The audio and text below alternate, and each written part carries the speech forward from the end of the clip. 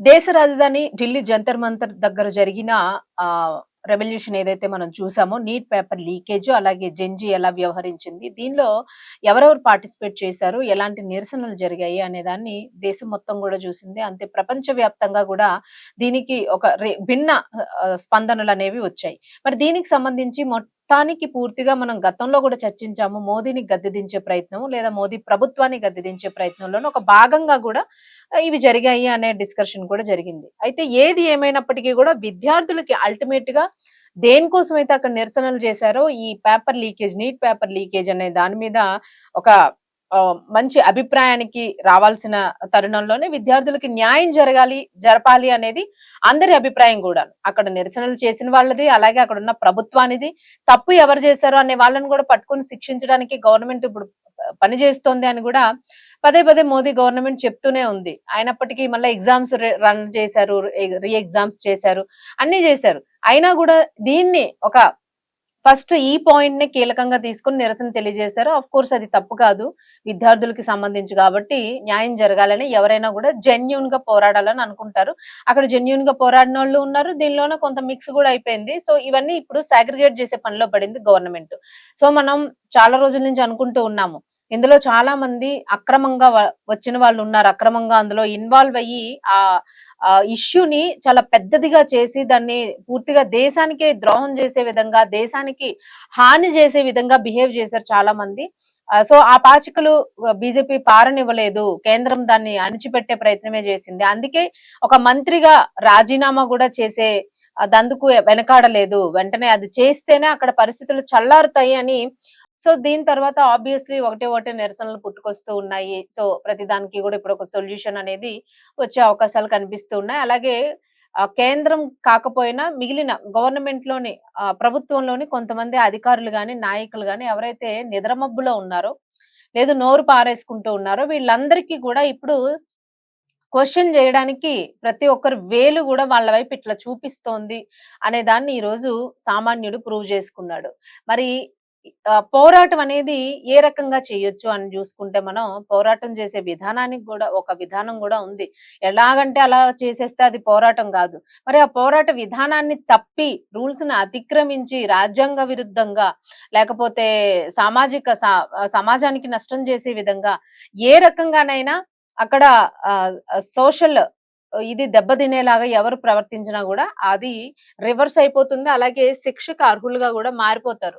So అందుకని ఇప్పుడు ఈ నిరసన చేసిన వాళ్ళలో ఎవరైతే ఉన్నారో వాళ్ళందరూ కూడా మోడీ ఒకటే వీడియోస్ కంటిన్యూగా రిలీజ్ చేస్తూ ఉన్నారు.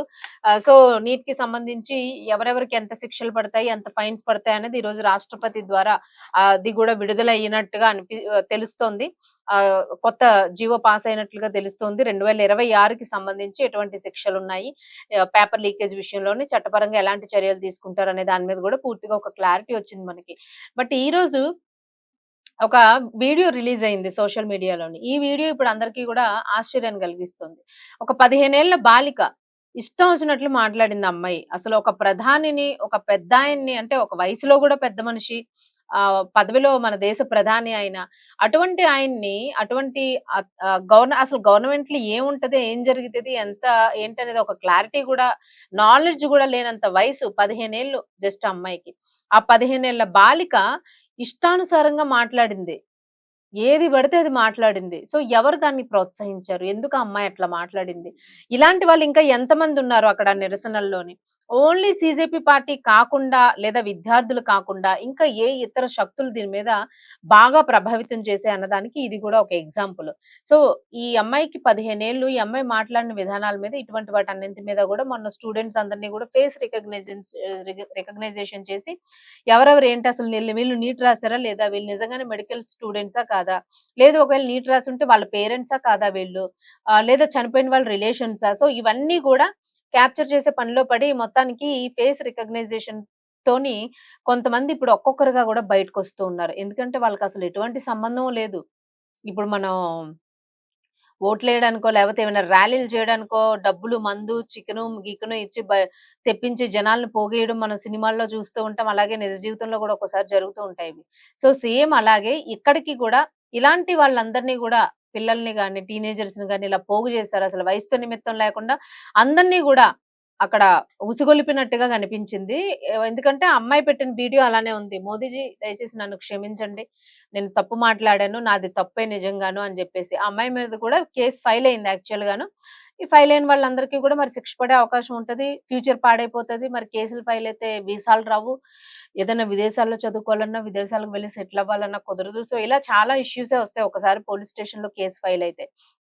అది కూడా ప్రధానమంత్రిని నిందించిన, దూషించిన విధానంలోని అక్కడ ఇంకా చట్టాలు సెక్షన్స్ ఎలాంటి సెక్షన్స్ నమోదవుతాయి అనేది కూడా దృష్టిలో పెట్టుకోవాలి.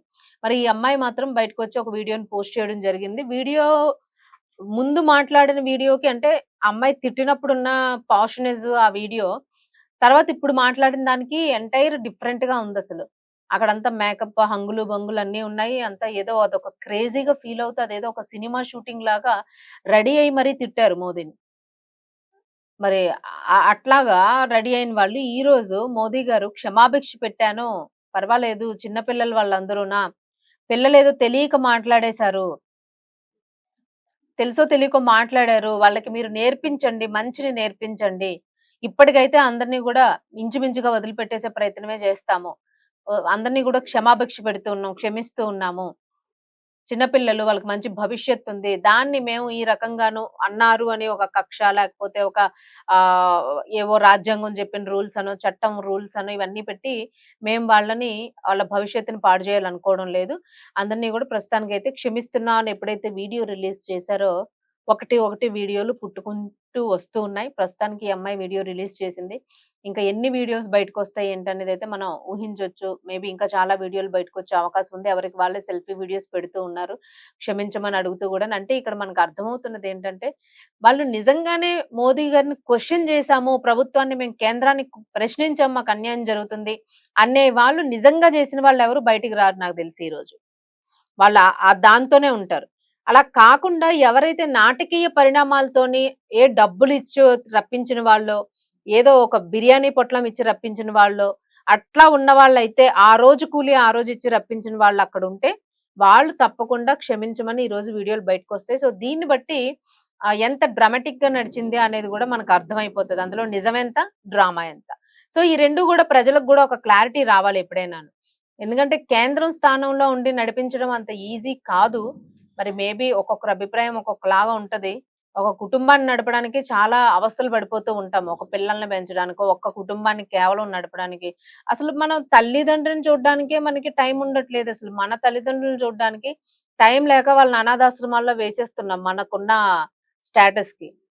సో, మరి అట్లాంటిది ఒక మొత్తం ఒక దేశాన్ని నడపాలి అనంటే, ఆ బాధ్యత ఎలా ఉంటదనేది గూడా ఆలోచించాలి. సో, మరలా ఇదంటే దీనికి ఇంకా రకరకాల కారణాలు తీస్తారు. సో, బట్ ఏదైనా గూడా మంచి జరగాలనే కోరుకుందాము. చాలా మంది ఈ రకంగా ఇప్పుడు క్షమాభిక్ష కోరుతూ బయటకొచ్చే వాళ్ళు గూడా మేబీ పెరగొచ్చు రేపటికి.